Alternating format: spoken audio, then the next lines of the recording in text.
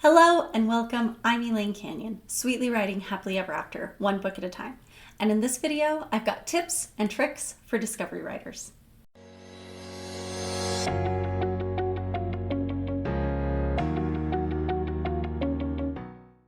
At the time of this recording, World Anvil has just finished their first World Building Con, and it was so much fun.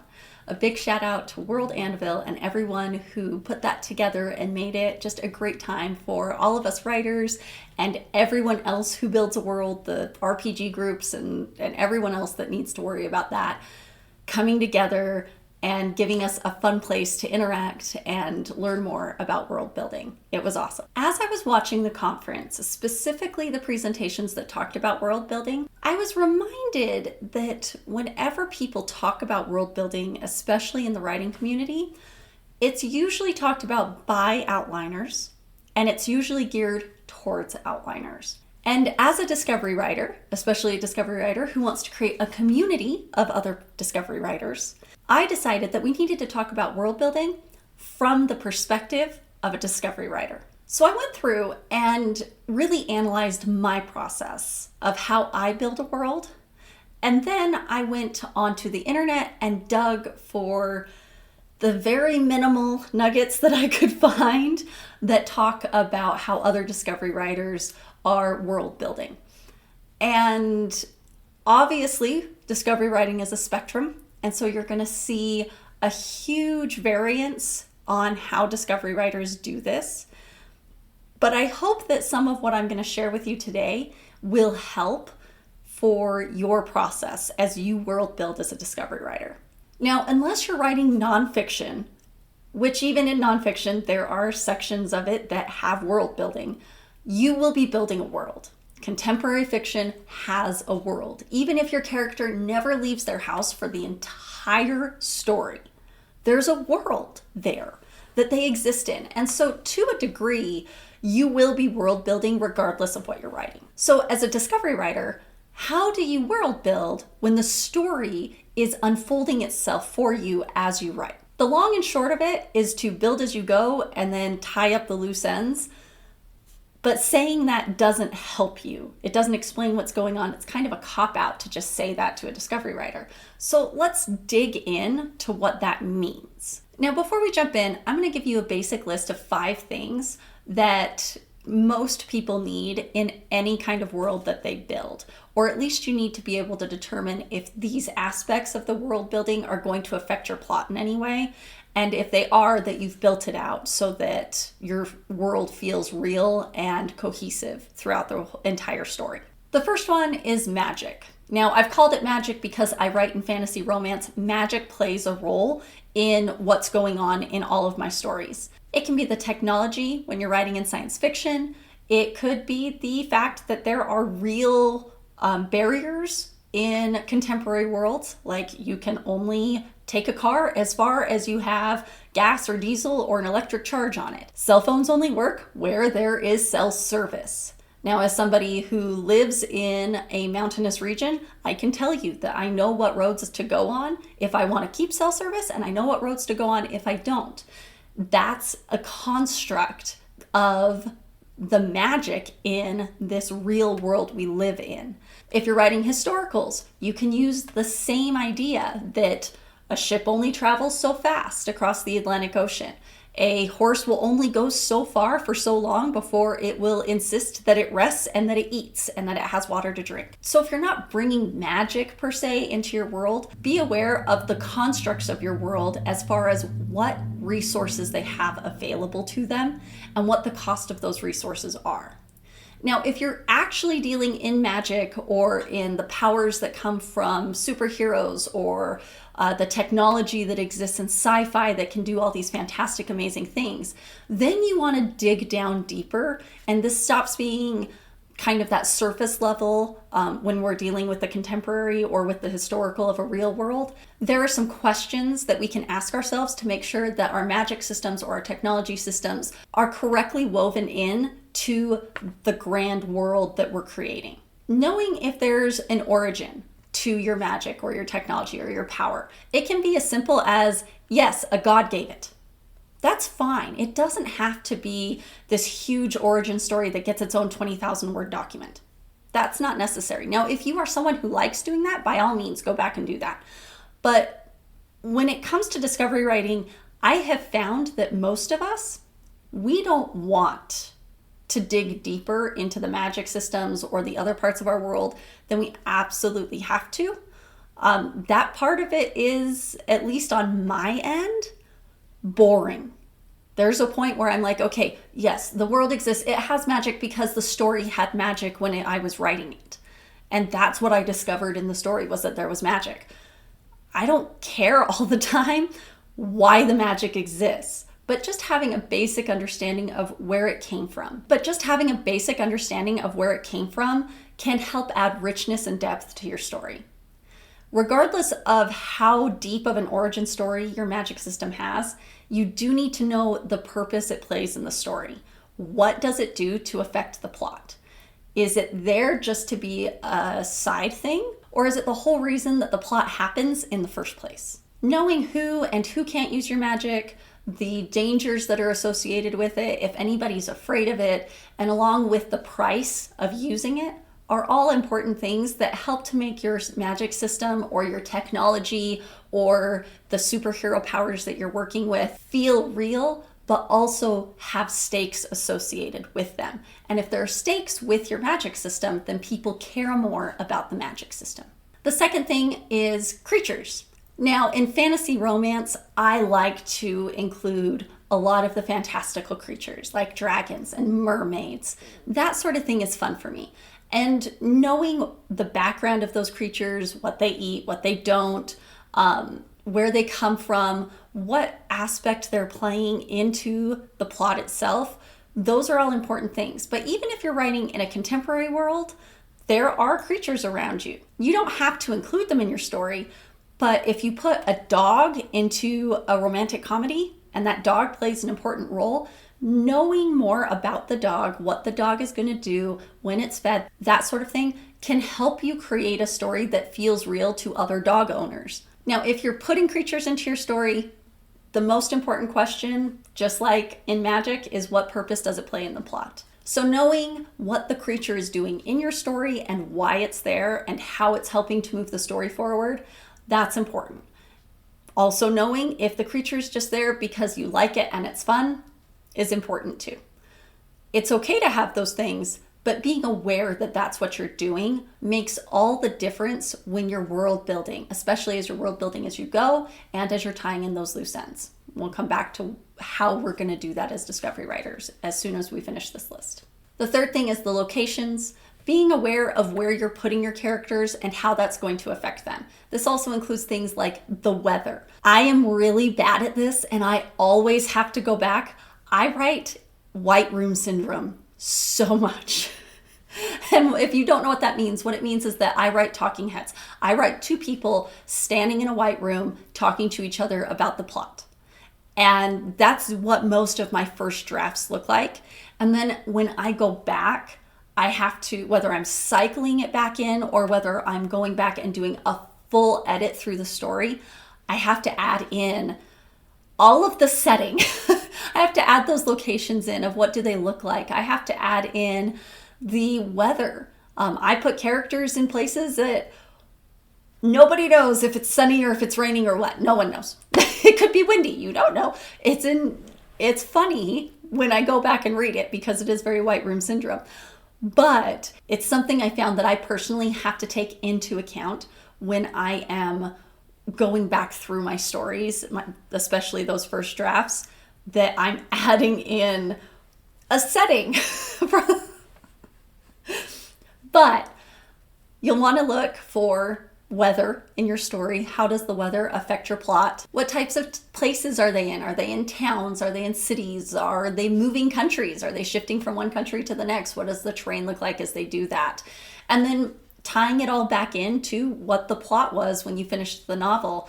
After that first draft, you now know what the whole reason for writing it was. And so making sure that as you world build, you're world building around that. Fourth is culture.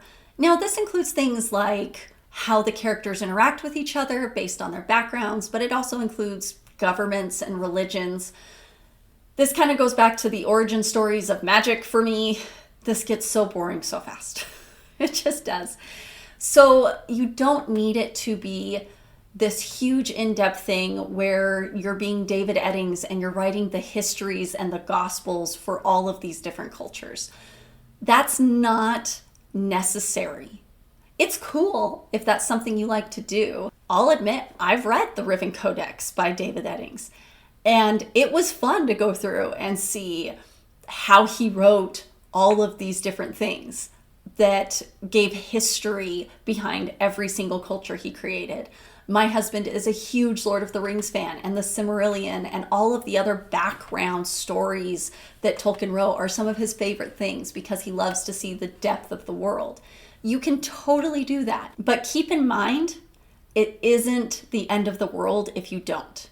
Stephanie Bois is the author of the Eladel universe. She writes Seraphim fantasy romance novels. They're a lot of fun. And one of the things that she says anytime she talks about world building in classes is world building should be fun. And the minute it stops being fun, you've gone too far and you need to back off.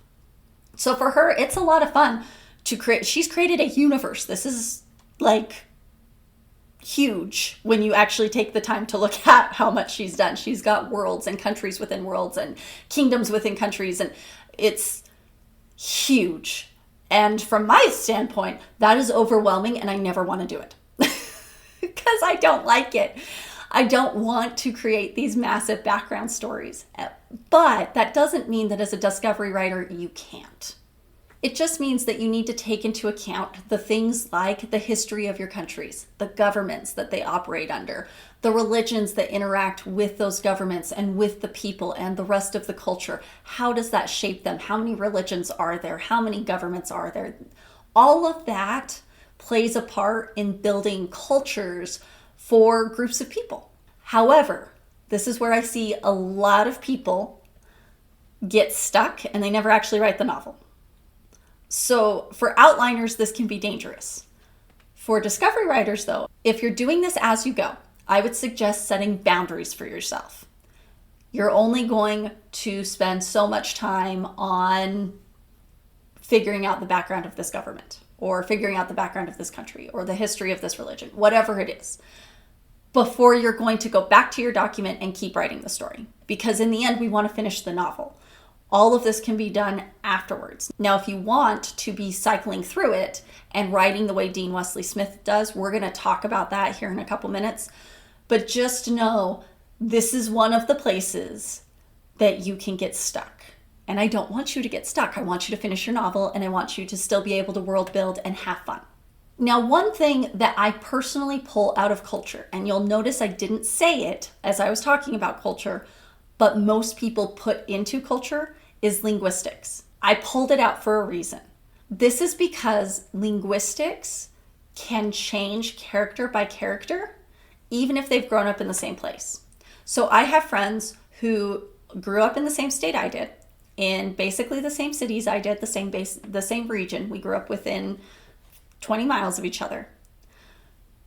But they have stayed in the same state their entire life. They've never lived out of state. I've lived in different countries, and I've traveled to different countries, and I've lived in different states that are 1,000 or more miles away from where I grew up and where I live now. My linguistics compared to that person is immensely different. Add on top of it that I am bilingual. I speak English and Spanish. I use phraseology that you would not hear someone use that was only an English speaker. I use phraseology that is different than bilinguals who have Spanish as their first language and English as their second language. So all that's to say that the way I speak and my linguistic pattern as a character is going to be immensely different than the linguistic pattern of someone who looks like they should be the same as me. So if you want to add depth to a character while also adding depth to the world building, linguistics is one of the easiest ways to do it. And it can be as simple as just changing the phraseology a little bit and assigning it to a specific region and saying that that's enough. To piggyback off of that, one of my favorite tips on world building comes from Janet Forbes, and she is the co-founder and co-creator of World Anvil. And her tip is to bake in the important bits of your world. So like with the linguistics, you put depth of your world building into a character. You change the way they say things, or you give them a background that has to reveal more about the world building and the setting that you've put them in. Your location can also help build your world. Choosing specific shops that are indicative to different countries that you're creating, or are specific to the small town you've put together for your romance, that town is the only place that has this store, and so people come from other neighboring towns in order to go to this store. As someone who lives in a small town, I have a chocolate shop in my small town. And people actually do come from neighboring small towns to come to this chocolate shop.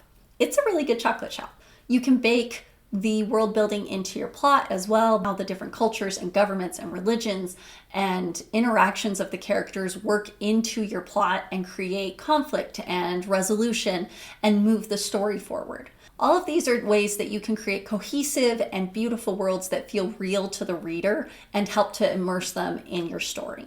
Now, as discovery writers, we've probably figured out one or maybe two things about our world either before we've started or within the first few chapters of discovery writing our draft.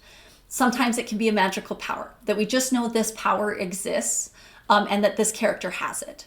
Other times it can be the setting. We know that ultimately there's a mountain somewhere and our characters have to get to that mountain for some reason. Sometimes we don't know anything and we just sit down at the page and we start writing and we see what happens. This is what makes discovery writing fun. The story unfolds before us, and because the story is unfolding before us, the world building is too. And this is one of the ways we make sure that world building doesn't become a chore. We let the story build most of the world as we go. We're building scaffolding essentially that we're going to come back to, and we're going to fill in any bits that didn't get taken care of the first time around.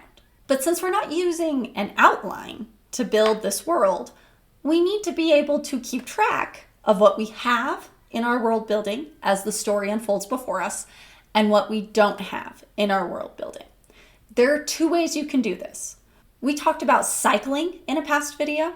If you haven't watched that, I'll link it in the cards. When you're done here, go back and watch that. We can use cycling to go through and either world build as we go and cycle back to fill things in, or we can world build after the fact. Instead of reverse outlining, we're reverse world building. So if you're going to be world building as you go and cycling back, that means at the end of every chapter, just like outlining as you go, you keep track of what happened in the plot points, what characters were there, where were they in each part. You're also going to keep track of what did the story tell you about your world. Did you find a power that you didn't know existed? Did you learn about a magical artifact that needs to be retrieved? Did your characters go to a new coffee shop that you didn't know was in this small town, but now you need to make sure it's there? What did you find out as you wrote this chapter? You're going to keep track of all of that. Now, if you're cycling, you are going to take all of that world building. You're going to look back at the rest of the story that you've already written, and you're going to decide where you need to add things in. And then you'll go back and you'll add those things in before you move on to the next chapter. With this, please keep in mind to be flexible. Don't lock yourself in to something that the story revealed to you in chapter 4. If when you get to chapter 14, you look back and you realize that maybe the story's changed. Maybe what happened in chapter 4 with the world building is actually what needs to be shifted, and what happened in chapter 14 is better for the plot all around. Don't be afraid to change things. Be flexible. Part of discovery writing is that we're figuring out the story as we go, and that's what makes it fun and exciting. But with that means we have to be open to change. We have to be open to doing things over a second time. And oftentimes I've found that that makes the story that much more fun and exciting. And 9 times out of 10, that keeps me going through things like the murky middle. Alternately, you can reverse world build. And this is what I do because I have a really hard time stopping after every chapter, especially if the story is exciting and I'm in a fun place. I don't want to stop and go back through the chapter and keep track of everything I've done. That is not fun for me. So what I'll do instead is I will write the draft all the way through and I will finish the draft. And then I will do a read through only for the world building. I will not go through and keep track of other things. Mostly because I tend to lose the world building elements when I'm trying to keep track of characters and I'm trying to keep track of what happened in the plot and what was the purpose of this scene. Going through and doing all of that makes it really easy for me to let the world building fall through the cracks. So I will wait until I have gone through and done that first read through and made sure that I know what characters are in what scene and what chapter has what happening in it. And then I will go back and read through again, and that's where I will keep track of all of the world building. Now you can still apply cycling to your story if you're going to be reverse world building. I do this a lot. As I'm writing, if the story reveals something to me that I know is important and that needs to be in the rest of the book, I will go back to the places I know it needs to be, or I'll use brackets and I will put remember a bucket in those brackets and then put exactly what needs to happen in earlier chapters to foreshadow this or to prepare the reader for this part of the world that I've realized is here at this time. So if in chapter 14, I realize, oh wait, there's actually a river that runs through this town and that's important because it's important for chapter 14, I will go back to a place in chapter 1 and find a place to mention the river and put in a few words of that. Or if I don't want to go back at that point in time, if I don't want to cycle through it, I will do one of two things. I will either go to the chapter I know it needs to be in, and at the top of that chapter bracket, this needs to be in this chapter. This part of the world has been revealed to me in chapter 14. We need to know about it earlier. I'll put it in earlier. Or I will put it in brackets right after it happens to remind me in my editing, at some point I need to go backwards and I need to add this in. For both of these methods, I would highly suggest that you do some research and find a list of world building elements that is specific to your genre. Anything that you do in your writing should be specific to the genre you're in. This helps a ton when you're reverse outlining or reverse world building or outlining as you go or world building as you go, because there are genre expectations that readers have. And when you don't meet them, it's going to affect how well your book sells and how well it does. So especially as a discovery writer, as you're going through these things, make sure that you have found a list or that you've created one of your own that hits all of the marks that you know you need to be hitting in order to meet those genre expectations. I love that as a discovery writer, I'm able to see a story unfold from my character's point of view, that I discover the world with my character, that I learn to love the character as I'm writing them. It makes a huge difference in how engaging the writing process is, at least for me, and for a lot of other discovery writers I've talked to about this. That being said, there are going to be parts of your world that don't come to fruition in that first draft. And that's what I mean when I say tying up all those loose ends. Going back and making sure that you've woven world building into the story in those places where it's fallen flat. Like I talked about at the beginning when I mentioned location, that's one of the things I always have to go back and weave in, because I don't tend to do anything more than tell you they're in a house, or they're in a tavern, or they're in a forest, or they're by a beach. And I don't give you anything more than that in that first draft. The whole point is to fill in what we didn't get on that first draft as the story revealed itself to us. If you're like me, that first draft is very character driven. And it's just watching characters interact with each other. I have to go back and help make sure that the plot feels strong. I have to go back and make sure that the setting actually exists and I didn't accidentally have two characters talking to each other heaven knows where. But what's nice about doing that is that it takes the chore out of world building. one of the number one things you'll hear a lot of discovery writers say, especially if they have desire or do write in the fantasy world or the sci-fi world, is that they feel like world building is hard and boring. And it doesn't have to be. You just have to understand when to do it and what process works best for you as you world build. Because for most discovery writers, world building needs to happen either as the story is unfolding before them or after that first draft is done. Do you have any tips for world building as a discovery writer? Let me know down below in the comments. I'd love to hear what you have to say about it. If you like this video, please give it a thumbs up. That helps other discovery writers find it. And if you don't want to miss any other videos about discovery writing, make sure you hit that subscribe button. I post videos on Wednesdays about discovery writing, cover design, and self-publishing on a teeny tiny budget. I hope to see you again soon.